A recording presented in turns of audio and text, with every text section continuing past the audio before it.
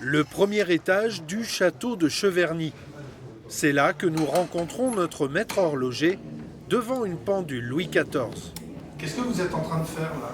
Eh bien là, je viens de remettre une pendule en place. C'est une pendule que je viens de réparer. Elle s'était arrêtée. Il y avait 20 ans qu'elle n'avait pas été réparée par mes soins. Donc voilà, on m'a téléphoné. Là, je viens de la remettre en boîte. Claude est donc un habitué des lieux, un spécialiste qui connaît par cœur les pendules de Cheverny. Vous avez fait quoi concrètement? Là, je l'ai démonté complètement. Je l'ai revu entièrement, c'est-à-dire tous les points d'usure, tout ce qui était à revoir au bout de 20 ans. Ce sont des choses qui s'usent. Hein. Ça tourne quand même pendant 20 ans sans s'arrêter. Ici, tout est remonté, ça marche tous les jours. Hein.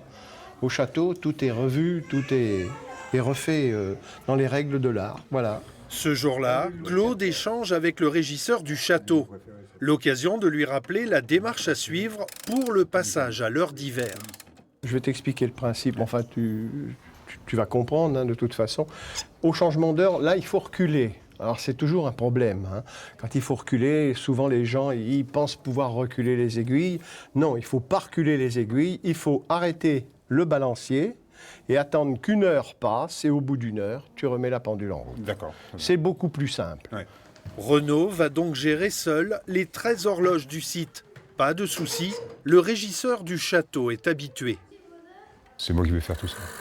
Et le remontage, bon, j'ai une certaine pratique des horloges parce qu'on les remonte. Je les remonte une fois par semaine, tous les mercredis.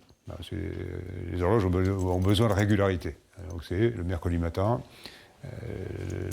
la cérémonie du remontage des horloges. En fait. Des horloges d'un autre siècle, réglées à la minute près, pour donner la bonne heure.